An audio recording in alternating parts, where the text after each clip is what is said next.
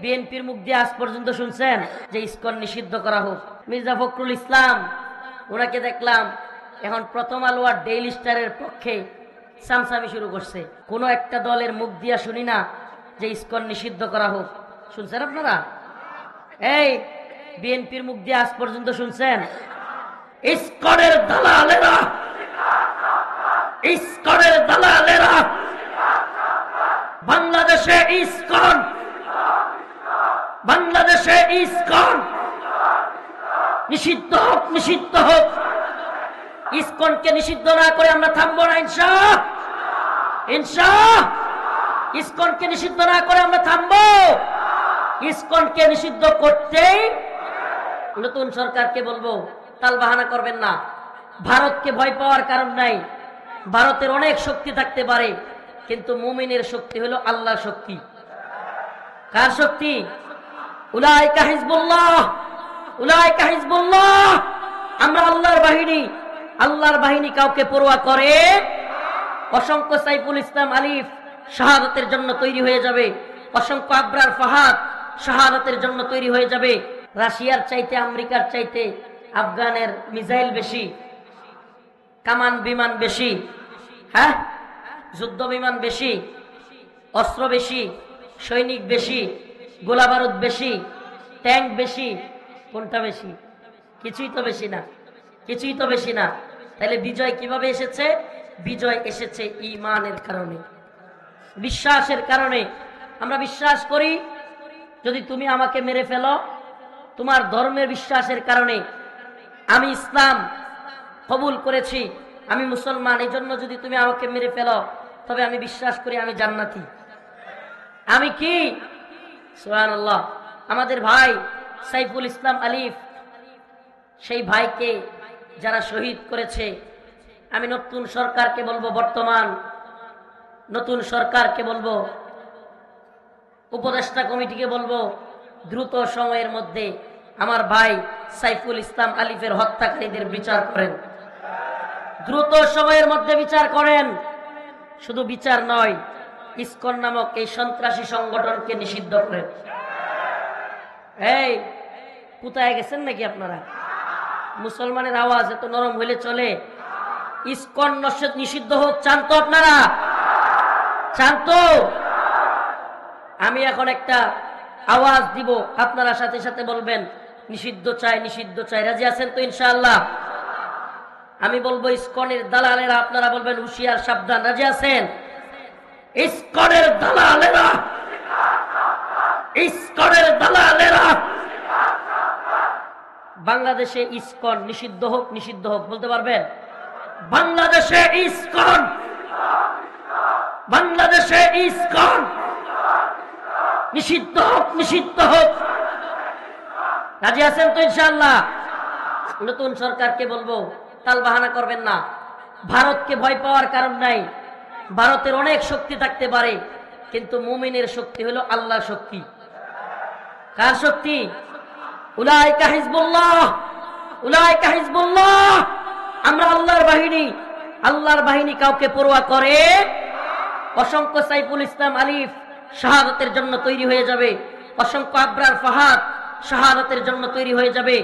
ও উম্মার যুবকেরা, আজকের এই ঐতিহ্যবাহী খানসামা মাঠ, রামকলাহাট মাঠ, দিনাজপুরের যুবকদেরকে বলি, প্রিয় যুব সমাজ, অনেক নিরীহ হিন্দু সনাতন ধর্মাবলম্বীরা আমাদের বক্তব্যকে ভুল বুঝে।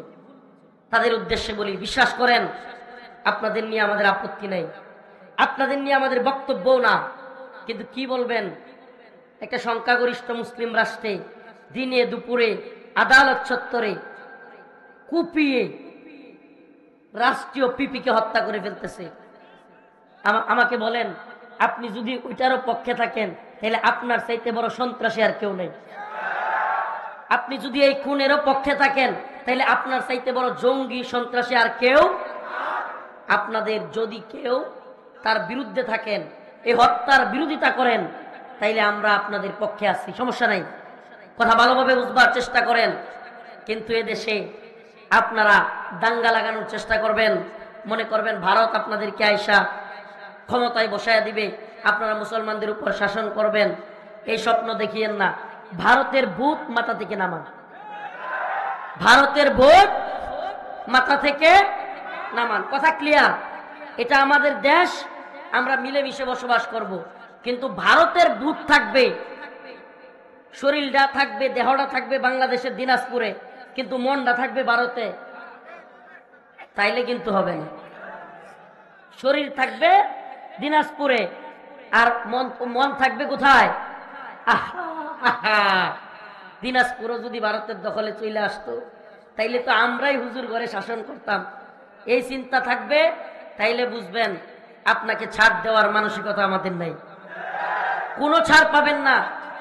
আর যদি মিলেমিশে বসবাস করতে চান তাইলে আপনারাও ইসকন এবং চিন্ময় কুমার দাসের বিরোধিতা করেন, ইসকনের বিরোধিতা করেন।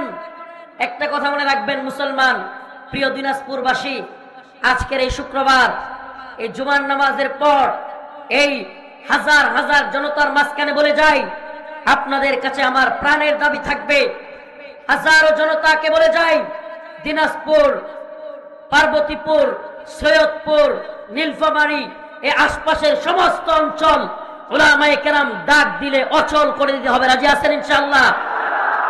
ইসকনকে নিষিদ্ধ না করে আমরা থামবো না ইনশাআল্লাহ, ইনশাআল্লাহ। ইসকনকে নিষিদ্ধ না করে আমরা থামবো, ইসকনকে নিষিদ্ধ করতেই। অনেকে বলে এখন নতুন স্লোগান দিচ্ছে যে চিন্ময় কুমার দাস আর ইসকন এক জিনিস না। আমি তো বলি রংপুরে যে কয়দিন আগে চিন্ময় কুমার আসলো, তাইলে এতগুলো মানুষ সব কি চিন্ময়ের পোলা পাইন নাকি? হ্যাঁ, রংপুরে যে সমাবেশ করলো, চিন্ময় আসলো, কি পরিমাণে সনাতন ধর্মাবলম্বীরা হইল, সব কি এই চিন্ময়ের ডাউনলোড করা নিজের ঘরের সন্তান নাকি? হ্যাঁ, তাইলে আপনারা তারা সাপোর্ট দিচ্ছেন কি দেন নাই?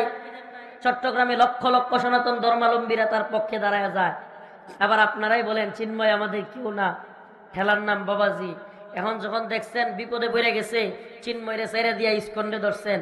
আমরা বলি এই দেশকে যারা অস্থিতিশীল করতে চায় প্রত্যেককে আমরা উচিত জবাব দিব ইনশাআল্লাহ। আরেকটা কথা বলি, বিভিন্ন দলের নেতা কর্মীরা এখানে আছেন, দলের দলান্ধ হইেন না, দলের গোলামি করিয়েন না। এই আওয়ামী লীগ খালি ভারত আর ইন্ডিয়ার দালাল না, আওয়ামী লীগের মতো আরো নতুন দালাল সাজবার জন্য, ক্ষমতায় আসবার জন্য নতুন দালাল তৈরি হয়ে যাবে। ক্ষমতার দালালি করিয়েন না, দেশটাকে বুঝবার চেষ্টা করেন। ইন্ডিয়া যেইভাবে উস্কানি দিচ্ছে, খোদা না করুক এক ভয়ঙ্কর মেসাকারের দিকে যাচ্ছে দেশ। এরা টার্গেট কিলিং শুরু করেছে, টার্গেট কিলিং। ছাত্র সমন্বয়কদের যদি গাড়ি চাপা দিয়ে মারতে চাইতে পারে, রফিকুল ইসলাম মাদানীদেরকে, হারুন ইজহারদেরকে মাইরা ফেলবে, এটা কোনো ব্যাপার? আমাদেরকেও গাড়ি চাপা দিয়ে দিতে পারে, আমরা এগুলো পরোয়া করি না।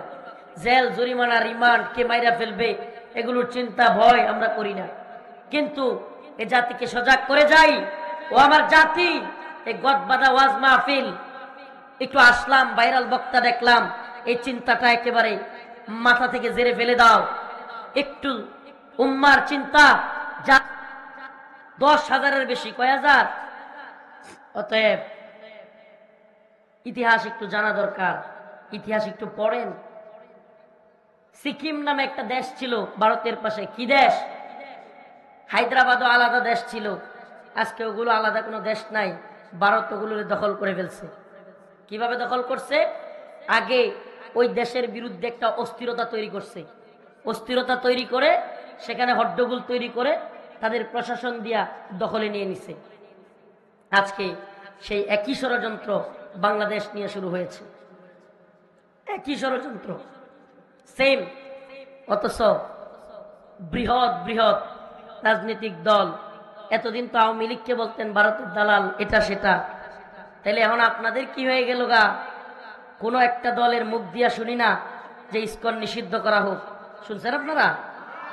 এই বিএনপির মুখ দিয়ে আজ পর্যন্ত শুনছেন? মির্জা ফখরুল ইসলাম, ওনাকে দেখলাম এখন প্রথম আলো আর ডেইলি স্টারের পক্ষে সামসামি শুরু করছে, দেখলাম শুরু করে দিছে। আমরা বলি শুনেন, আপনারা যখন মার খাইছেন, আওয়ামী লীগ যখন আপনাদেরকে নিষ্পেষণ করছে, মামলা দিছে, জুলুম করছে, আমরা কিন্তু আপনাদের পক্ষে ছিলাম। কথা কন না, ছিলাম কি ছিলাম না? এই বিএনপির নির্যাতনের বিরুদ্ধে, আওয়ামী লীগের বিরুদ্ধে আমরা দাঁড়াই নাই, জেলে যাই নাই, রিমান্ডে যাই নাই। আপনাদের উপর জুলুম হয়েছিল, আমরা আওয়ামী লীগের বিরুদ্ধে গিয়েছিলাম। কিন্তু সাবধান, আওয়ামী লীগ যেই ভুল করেছিল বাংলার জমিনে, একই ভুল আপনারাও করিয়েন না। লাথি খাইতে বেশি সময় লাগবে না। আস্তে বলতেছি কথা, কিন্তু মনে রাখবেন, আওয়ামী লীগের পরিণতি যদি বুক করতে না চান, ভারতের দালালি ছেড়ে দেন, ভারতের দালালি ছেড়ে দেন। ইসকন নিষিদ্ধ হোক, এই কথাটা মুখ দিয়ে বের করতে পারে না এরা।